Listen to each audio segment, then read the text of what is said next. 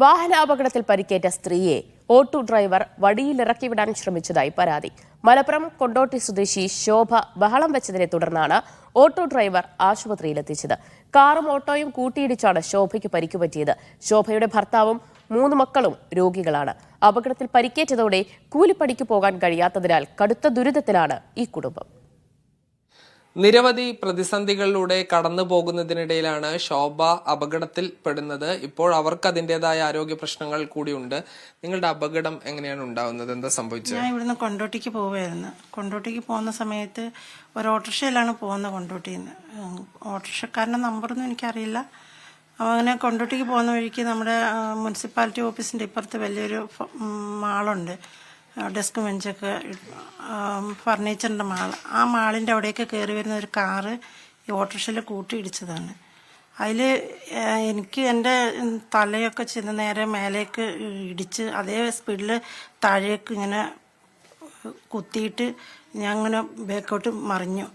അതിൽ പിന്നെ എനിക്ക് ബോധമൊക്കെ നഷ്ടപ്പെട്ടു. പിന്നെ കൈയും കാലൊക്കെ ഇപ്പോഴും ആ തരിപ്പ് പോയിട്ടില്ല, കൈയുടെയും കാലിൻ്റെയൊക്കെ. എന്നെ സംസാരിക്കാനോ ഒന്നും പറ്റില്ല. ആ ഒരുമാതിരി സ്റ്റക്കായതുപോലെ 1.5 മണിക്കൂർ നിന്നിരുന്നു. അങ്ങനെ അവർ തമ്മിൽ എന്തൊക്കെയോ പറഞ്ഞ് തീർത്ത്, അവർക്ക് ലൈസൻസ് ഇല്ല എന്നൊക്കെ പറഞ്ഞ് തീർത്ത് പോയി. എന്നെ ഓട്ടോറിക്ഷക്കാരനെ പൈതിക്ക് വെച്ച് റോഡിൽ നിന്ന് ഇറക്കി വിടാൻ തുടങ്ങി. അപ്പോൾ ഞാൻ പറഞ്ഞു എനിക്ക് തീരെ വയ്യ, എന്നെ ആസ്പത്രി കൊണ്ടുപോകണമെന്ന് പറഞ്ഞ് അങ്ങനെ കുന്നുമ്മൽ ആസ്പത്രി കൊണ്ടുപോയി. അവിടുന്ന് മൂപ്പർക്ക് ചിലവായത് 200 രൂപയുടെ ഒരു എക്സ്ട്രാ മാത്രം എടുത്തിട്ടുണ്ട് കൈയുടെ. പിന്നെ എനിക്ക് അവിടുന്ന് കിട്ടിയ മരുന്ന്, അപ്പോൾ അവിടുന്ന് ഡോക്ടർ പറഞ്ഞിരുന്നു എന്നെ മെഡിക്കൽ കോളേജിലേക്ക് കൊണ്ടുപോകണമെന്ന് പറഞ്ഞിരുന്നു.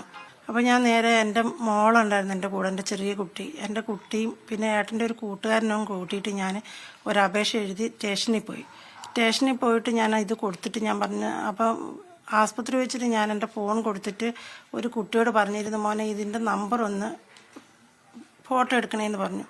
അങ്ങനെ ഓട്ടോറിക്ഷയുടെ നമ്പർ ഫോട്ടോ എടുത്തിരുന്നു. അപ്പോൾ ഞാൻ ഈ നമ്പറൊക്കെ വെച്ചിട്ട് എഴുതിയിട്ട് ഒരു കത്ത് കൊടുത്തു സ്റ്റേഷനിൽ. അപ്പോൾ സ്റ്റേഷനിൽ ഞാൻ ആ കത്ത് കൊടുത്തപ്പോൾ ആ നമ്പറിലുള്ള പയ്യനെ വിളിപ്പിച്ചു. അപ്പോൾ അന്ന് എൻ്റെ വണ്ടി ഇടിച്ച സമയത്ത് പ്രായമുള്ള ഒരാളായിരുന്നു വന്നത്.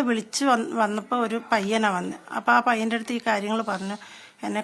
അപ്പോൾ ആ പയ്യൻ പറഞ്ഞു നിങ്ങളെ മെഡിക്കൽ കോളേജിൽ കൊണ്ടുപോകണമാണല്ലോ പറഞ്ഞേക്കുന്നതെന്ന്. അപ്പോൾ ഞാൻ പറഞ്ഞു സാറേ എൻ്റെ കയ്യിൽ അവിടെ യൂറിൽ SP അങ്ങനെ പറയുന്ന ആളായിരുന്നു. അപ്പം ഞാൻ പറഞ്ഞു സാറേ എൻ്റെ കയ്യിൽ പൈസയൊന്നുമില്ല, എന്നെ ആസ്പത്രി കൊണ്ടുപോകാൻ, എൻ്റെ വീടിൻ്റെ അവസ്ഥയൊക്കെ വല്ലാത്ത മോശമാണ്, എന്നെ അവിടെ കൊണ്ടുപോയി വിട്ടാൽ പോരാ, എനിക്ക് ബാക്കിയുള്ള കാര്യങ്ങളൂടെ ചെയ്തു തരണമെന്ന് പറഞ്ഞപ്പോൾ SP എൻ്റെ അടുത്ത് കുറേ ചാടി കളിച്ചു. ഇവിടെ വെച്ചിട്ട് സമരമൊന്നും ചെയ്യാൻ പറ്റില്ല, നിങ്ങൾക്ക് വേണമെന്നുണ്ടെങ്കിൽ ഇൻഷൂറുള്ള വണ്ടിയാക്കി വേണമെങ്കിൽ കേസ് എടുത്തോട്ടെ എന്ന് പറഞ്ഞു.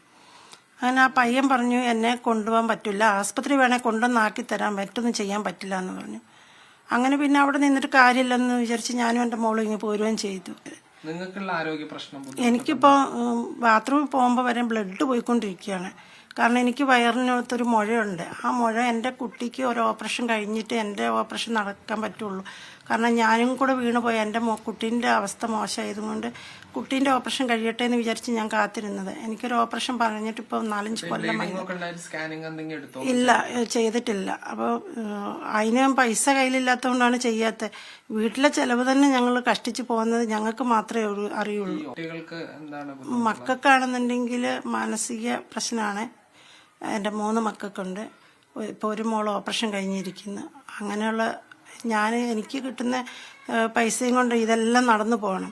അതേപോലെ എൻ്റെ കുട്ടീൻ്റെ ഓപ്പറേഷത്തിന് വേണ്ടി ഞാൻ പലരോടും കടം വാങ്ങിയിട്ടാണ് ഓപ്പറേഷൻ നടന്നത്. 8 ലക്ഷം രൂപയോളം എനിക്ക് അതിന് കടമാണ്. ഇനി 3 കൊല്ലം അതിൻ്റെ ചികിത്സ മുന്നോട്ടുണ്ട്. പിന്നെ ഇതിൻ്റെ കൂടെയാണ് ഇപ്പോൾ അച്ഛൻ്റെ ഈ കുഴഞ്ഞു വീഴ്ച, പിന്നെ മറ്റുള്ള മക്കളെ. ആ ഒരു സമയത്താണ് ഇപ്പോൾ ഞാനും കൂടി ഇങ്ങനെ ആയതോട് കൂടിയിട്ട് ഞങ്ങളുടെ വീട്ടിലെ ചിലവ് തന്നെ നടക്കാത്തൊരവസ്ഥയിലാണ്. വലിയ പ്രതിസന്ധിയിലൂടെയാണ് ഈ കുടുംബം കടന്നു പോകുന്നത്. അപകടം എന്നത് സ്വാഭാവികമായി സംഭവിക്കും, അതിന് നിയമപരമായ കാര്യങ്ങൾ ചെയ്യണം എന്നത് കൂടിയാണ് ഇവർ ആവശ്യപ്പെടുന്നത്. സാജിദ് അജ്മൽ, മീഡിയ 1, മലപ്പുറം. മലപ്പുറത്ത് നിന്ന് സാജിദ് അജ്മൽ കൂടുതൽ വിവരങ്ങൾ നൽകും. സാജിദ, ഒരു അപകടമുണ്ടാക്കിയ ദുരിതമാണ് അവർ വിവരിക്കുന്നത്. എന്താണ് നിലവിൽ ആ കുടുംബത്തിന്റെ അവസ്ഥ?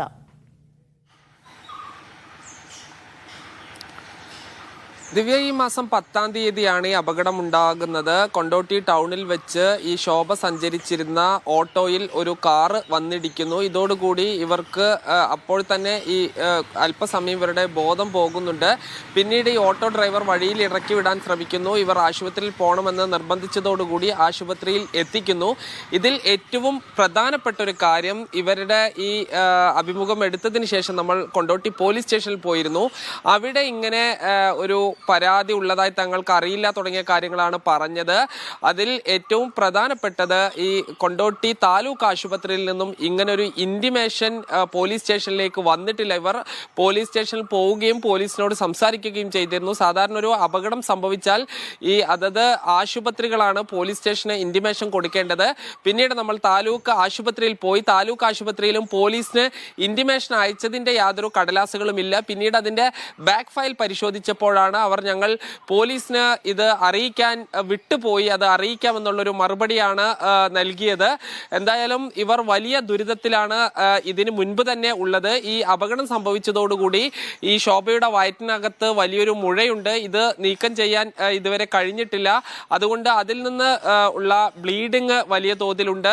മറ്റ് ശോഭയുടെ 5 മക്കളിൽ 3 മക്കൾക്ക് ഈ മാനസികാരോഗ്യ നിലയിൽ പ്രശ്നമുണ്ട്. ഇതിൽ മറ്റൊരു കുട്ടിക്ക്, ആരോഗ്യ പ്രശ്നങ്ങളില്ലാത്ത മറ്റൊരു കുട്ടിക്ക് വയറിനകത്ത് 2 മുഴകൾ ഉണ്ടാവുകയും ഇത് നീക്കം ചെയ്യാൻ വലിയൊരു തുക ഇവർക്ക് വന്നു. ഭർത്താവ് പൂർണ്ണമായി കിടപ്പ് രോഗിയായി മാറി. ഇവരുടെ ഈ ശോഭയുടെ ഈ പോകുന്ന വീട്ടുജോലിക്കും മറ്റും പോകുമ്പോൾ കിട്ടുന്ന തുച്ഛമായ വരുമാനമായിരുന്നു ഇവരുടെ ജീവിതമാർഗം. അതുകൂടി ഇപ്പോൾ ഈ അപകടം വന്നതോടുകൂടി മുടങ്ങിയ സാഹചര്യത്തിലാണ് ഉള്ളത്.